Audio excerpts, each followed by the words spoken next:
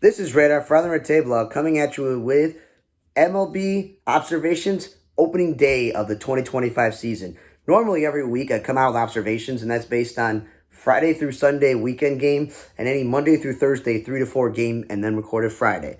It's the start of the season. It started very early in March, and they started on Thursday, which kind of throws you off. And then today is Friday, and some teams are off, but guess what? Some teams are also playing. And then some teams are off Saturday or Sunday. It's just really weird and confusing because normally series goes straight through. The White Sox actually won a home opener, I think the first time in a decade, which is why I'm excited to actually wear a White Sox hat. This is a hat they wore for a few seasons back in the day, most notably at the beginning of Frank Thomas's career before they switched over to the SOX black White Sox hat. Now then, let's start with this. Thank you, Brewers. I saw a lot of times last year you had Contreras batting second when he's one of the best offensive catchers in baseball. We're talking about,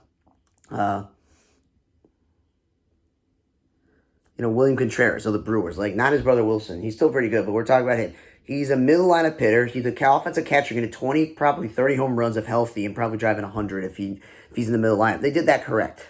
But they put Yelich in the 2 spot, and I'm like, come on. I've talked about this all season. A Yelich 3, Contreras 4, Rhys Hoskins 5th, Jackson Chourio like 6th, right? Is not bad because most of Milwaukee's lineup, I'm going to tell you this, is there for defense. Okay? Joey Ortiz moving from third base to shortstop. Defense. Bryce Terang, platinum Gold Glove winner at second base. Defense. Sal Frelick in right field. Defense. And the 2 center fielders they have that are young guys like Mitchell and Perkins, I think their names are off the top of my head. They're out there for defense and speed, okay? So I'm looking at this like, okay, that is what you would think. But, of course, now they'll have Yelich bat second. And then they have 3 possible third basemen. What offense are you going to get from that? Not much. Yankees. For the first time ever in opening day history, they had a catcher lead off and he hit a home run. Because no one in their right mind is thinking, you know what? Let's bat our sophomore catcher lead off when he batted a lot of cleanup last year as a rookie, which was a lot of pressure. Nah, I don't know what you're doing. So, to put that even on top of that, they put Aaron Judge second. I'm like, whoa. Juan Soto is gone from this team. Giancarlo Stanton will probably not play this year, okay? And I like Paul Goldschmidt, and I know Bellinger is a former MVP. But the 2 of them do not scare me in this middle of the lineup. What scares me is Aaron flippin' Judge, who finally gets to play right field because obviously Juan Soto left, so he slid to right. Judge and Wells in the middle of your lineup with whatever offense Bellinger and Paul Goldschmidt give you, I would be like, okay, that's not bad. Okay? And then I thought, cool, Jazz Chisholm, he's going to bat leadoff. No, he batted 5th. At least he's playing a natural-born position of middle infield, second base. But he's not a scary hitter in the 5 spot. And Anthony Volpe's a glove-first player who doesn't scare you in the 6 spot because we have no idea what offensive production Dominguez is going to give you. So that's why I put Dominguez and your third baseman, because you got multiple choices between the Osvaldos, and be Stanton hurt, they're DHing Ben Wright, who was a rookie last year. You take the rookie, the question mark at third base, and the question mark in left field, and you want to put those 3 at the bottom. That's all I'm saying there. Orioles, Cowser leading off, good for him. I just don't like Adley Rutschman batting second, especially with Gunnar Henderson out. You would think you'd want Adley Rutschman third, and Westberg maybe second. But Westberg, I know he was an all-star last year, but he's not a middle lineup hitter. And Cedric Mullins doesn't give you much offensive value batting 7th. He used to be the leadoff hitter, fine, bat him at the bottom. Now with Gunnar Henderson hurt to start the year, at least Jackson Holiday can play his natural position.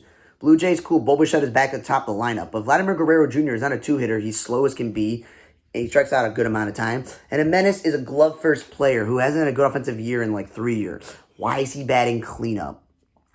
And then this offseason, they gave Anthony Santander all this money, right?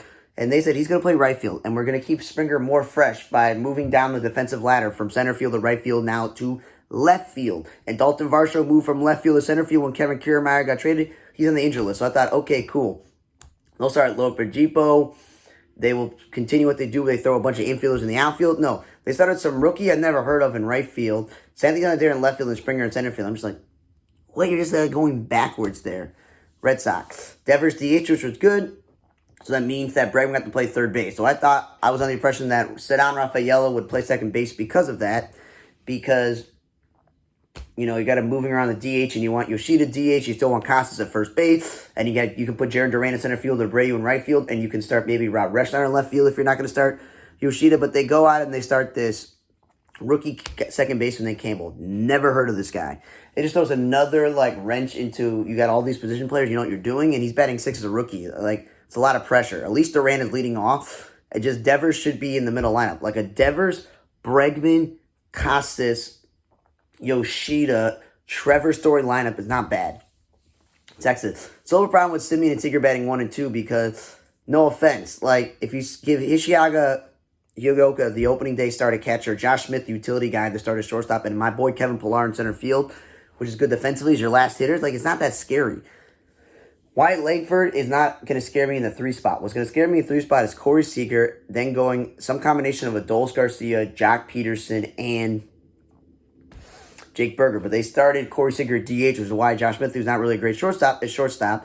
And they sent down Evan Carter, and they're done with their center fielder, so they started Kevin Pillar in center field, which is nice defensively. Philly, Trey Turner leading off is great. And they actually took Kyle Schwarber out of the leadoff spot. And I was like, finally, they may bat Bryson Stott or Brandon Marsh second. Nope, they bat Bryce Harper second. What is this? Bryce Harper is a living and breathing great number 3 hitter, okay? He's the best guy in the lineup. He should be batting 3rd. Still a little question if he's still playing first base. The other defensive question is Max Kepler went into the offseason as a right fielder, and then when he signed with Philly, they're like, you're going to play left field, even though Castellanos is not a great outfielder. So it's a little bit annoying there. Washington, C.J. Abrams back and leading off is good. Luis Garcia batting 3rd, no, and Woods batting 2nd. The whole point is Wood and Dylan Cruz are the young guys you have, and you brought in Lowe and Josh Bell for offensive production. Not to have Wood batting 2nd when he's not that fast. And then DeYoung, they signed him. He's playing out of position at 3rd base, and I still think he's better suited to play second base or shortstop. Cleveland, I like Kwan leading off. What I don't like is Jose Ramirez on an island batting 2nd because Lane Thomas is not great protection. It's not. If you traded Jimenez, then Lane Thomas should be your 2-hitter if you don't trust your starting infield combination of Aria and Rocchio, who are good defensively. That's fine. But that's why you got Lane Thomas. He solidifies center field, and he can solidify the 2 spot, and Jose Ramirez can bat 3rd, and then you can go, cool, Carlos Santana, Kyle Manzardo. Like, again, it's not making sense there. Kansas City. Okay, I like India in the top of the lineup, but I don't like him playing out of position at 3rd base and playing left field. You could just DH Michael Massey and play India at 2nd base. Bobby Witt Jr. is perfect in the 2 spot. MJ Melendez is still a catcher playing outfield, so he hasn't really loved his potential. And then Kevin Biggio is your open day first baseman. You got rid of Nick Pratto for a reason. It was not to play natural-born second baseman Biggio, who became a utility player in Toronto and then bounced around, I think, between San Francisco and L.A., for him to be playing first base. Mets. I don't know what you're doing. I know you went on a huge win streak last year. Lindor was moved to the leadoff spot, and Nimmo was moved down to the 3 spot. But Brandon Nimmo doesn't bring you home runs and RBI in the 5 spot. He brings you speed and contact hitting. He should be at the top. If you want to keep Lindor at the top of the lineup, maybe bat him 2nd and go Soto 3rd, who's like the perfect 3-hitter because he takes a lot of walks and he hits home runs and drives them in. And you go Pete Alonso cleanup, Mark Vientos 5th, Starling Marte or Jesse Winker 6th. Because then when you get to Tyrone Taylor 7th, then you got backup catcher, rookie second baseman. Like, it doesn't actually scare your lineup, the last, 3 guys, and Nimmo doesn't scare me power and RBI guy-wise. So Lindor and Soto 1 and 2. I can't really complain too much about Juan Soto in right field because if they moved him to left field, they'd have to move Nimmo back to center field and they want to keep Nimmo healthy. Houston.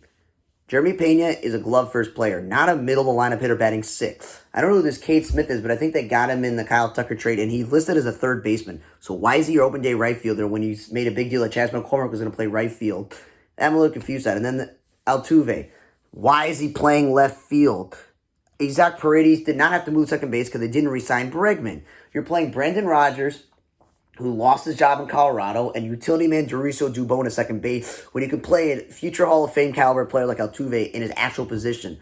And then I thought, cool, Paredes is going to be a great addition because Bregman and Kyle Tucker are gone, and that just leaves Jordan Alvarez and Yainer Diaz in the middle of the lineup with Christian Walker. So you would think you want Paredes somewhere in the 5 or 6 spot. Nah, they bat him 2nd. San Francisco, I like Lamonte Wade leading off. But what I wrote here was that Jung Ho Lee, I think that's his name is, I could be wrong, got hurt last year, and the Giants were really it hurt the Giants. He's supposed to be the center fielder, which is what he's doing, and he's supposed to bat leadoff. So where is it in the plan he's supposed to bat in the middle lineup? Because again, Matt Chapman, Patrick Bailey, Those guys are supposed to be in the middle of the alignment, Ramos, Encarnacion. But at least Willie Adames is batting in the 2 spot instead of batting cleanup like he did in Milwaukee. So that's an improvement there.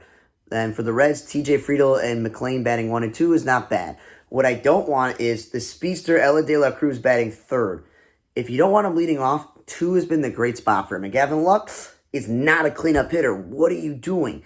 That is Encarnacion Strand. That is Jamer Candelario.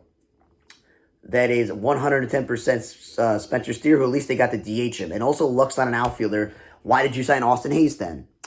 Atlanta, Profile leading off is great. But then what happens, Avi Albies and Michael Harris, one of them has to bat lower in the lineup. And again, both of them are not 30 home run guys, and they're not 100 RBI guys. They're speed and contact, and they should be at the top. But if Profile's at the top, only one of them can bat second. So I thought, cool. Atlanta, now that Austin Riley's healthy, they're going to go Riley, Olsen, and Ozuna as a 3 through 5. Really, really good stuff there. And with Sean Murphy healthy and Acuna healthy, that's a really good lineup. Because their left fielder is not a power hitter like Rosario or Adam Duvall. So that's why with Profile, he's at the top or at the bottom. So don't get why Riley's second. San Diego, Arise batting second or first, it doesn't matter. He's a batting champ. Playing first base or DH doesn't matter. Cronenworth now gets his play second base. Cool. I know Bogarts is the below average shortstop. So what? Tatis leading off is stupid, okay?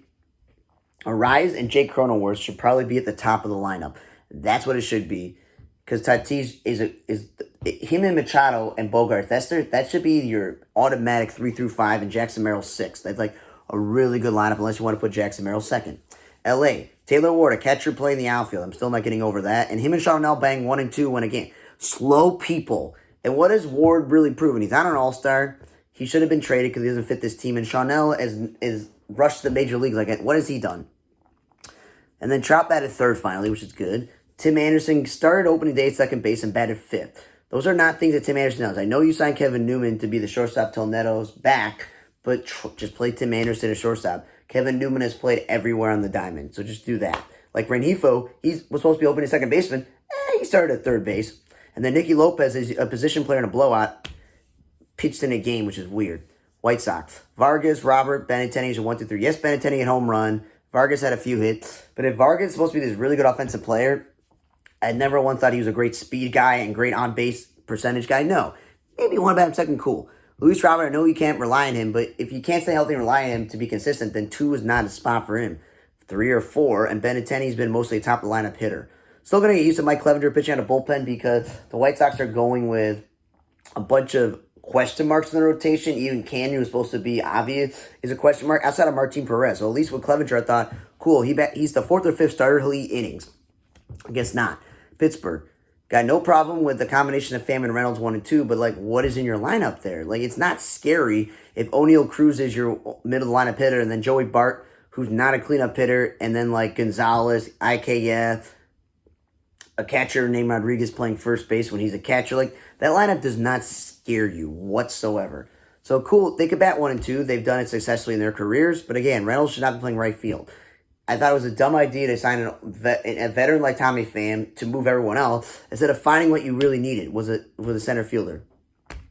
And then again, Gonzalez is playing second base with IKF playing shortstop. If IKF is going to bat last, then you'd much rather play Gonzalez as shortstop and play Chirillo at second base because he's a backup IKF. And we've already mentioned Rodriguez, a catcher playing first base. And Key Brian Hayes is supposed to be in the middle of this lineup, not 8th. Miami, Xavier Edwards and Kyle Stowers 1 and 2 makes sense. Otto Lopez is bounced around this league. He's not a middle lineup hitter. Minnesota, if you were to say, cool, Buxton and Royce Lewis and Carlos Correa are your 3 best hitters and you bat them 1 through 3, I would not be upset. But Wallner's not a leadoff hitter. He's there for the slug home runs. And Buxton's a top lineup hitter, not a 2 hitter, and Correa's a middle lineup hitter. St. Louis, they moved Contreras to first base, which I still have a problem with because it causes a bunch of position log jams. But batting him second, no, he's supposed to be protecting Nolan Arenado in this lineup. Because whatever combination of Donovan, Gorman, Burleson, Jordan Walker, Lars Nootbaar you're doing, that's offensive protection. And then Herrera or Pajes. It doesn't matter who starts the catcher, but no one has business batting higher than 8th in that lineup. Detroit, utility man Abani's got the opening starter third base. That's cool, he's leading off. But you signed Gleyber Torres for its offense.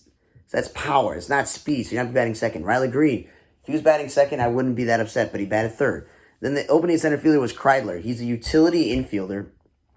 Don't know why the problem was you couldn't start Riley Green in center field or Manuel Margot. That's just me. And then Carpenter's finished in left field when he's a bad outfielder. LA. If you're going to play Mookie Betts as shortstop and make Tommy Edman the second baseman, and you're not going to play Kim, who you signed this offseason, or no, not Kim. Is it Kim? Yeah, it's a Kim. And you also kept, Tommy Edman, Kiki Hernandez, Chris Taylor, and Miguel Vargas. All of them are great defensively. If you're not going to play Tommy Edman at the position he actually is, then what's the point of having Mookie Betts play out of position in the mid-30s when you could just let him maybe play second base? It would be a lot easier. And then Edman again, as I mentioned, he's playing the outfield, but he's also not a 5-hitter. Yes, he's hit some home run, but he's a streaky guy, but he's also a speed and contact guy. He should be at the top or the bottom. And lastly, I know Mookie Betts got hurt last year. They moved Ohtani to the leadoff spot. He's great. But Ohtani is the perfect 3-hitter, and Mookie Betts was also a great 3-hitter, but I have no problem with Mookie Betts batting 1 or 2 because he's been successful at that. Cubs. They're trying to say, cool, let's go with our best hitters, Happ and Tucker. Cool, but then you got Seiya and Michael Busch by themselves because no offense to Swanson and Nico Horner, they're glove-first players, and Nico Swanson's coming off a major surgery. If you get Ian Happ out and Kyle Tucker, let's say it's a home run, right? And then you get Seiya Suzuki out, but Michael Busch comes up. Michael Busch comes out with 2 outs, and let's say they strike him out. Cool. Or they get on base, and Swanson and Horner don't do anything. That's why you need to have Happ and Tucker penciled in with Seiya and Michael Busch to be a 3 through 6 because glove first players like PCA and the catching tandem of Kelly and Amaya, and then the unknown about rookie Matt Shaw, those should always be the last 3 guys in your lineup, okay? And then Arizona, I don't care if Marte or Corbin Carroll's batting 1 and 2, it's interchangeable. A's, J.W. Bleday has become your everyday center fielder. He's a good guy, good clubhouse guy, but he's not, he wouldn't be an everyday player on other teams. But he's certainly not a middle lineup hitter because you have Brenton Rooker, one of the best hitters in baseball, and you also have Shea Langoliers, Tyler, Soderstrom, and you signed Giovanni Urshela, and you got Seth Brown. Those guys should be 3 through 8 in this lineup. And then that's why I like Rooker is always batting second. You swap him with J.J. Bleday. And then Miguel Andujar, I said this on my podcast. Why take a career journeyman third baseman, first baseman, who's had to play outfield because there's been no room? He hasn't been healthy. If he was that good of a player, I think the Yankees and the Pirates would have kept him. That him playing in left field out of position is just wasting the resources you have. Because then you can have Ruiz batting leadoff and Butler maybe batting second. And then lastly, the Mariners. Robles leading off. The dude is one of the worst hitters in baseball. That's why the Nationals cut him in the first place. The Mariners are somehow believe that when he filled with Julio Rodriguez last year, that's the guy we want in right field. Fine. Julio Rodriguez, I'm glad they're not batting him leadoff with Cal Raleigh second. At least Julio Rodriguez batted second, and then you went Randy and Cal Raleigh. Thanks for listening to the 2025 Opening Day MLB Observations. For On the Red Table Blog, I'm Radar. See you guys next time.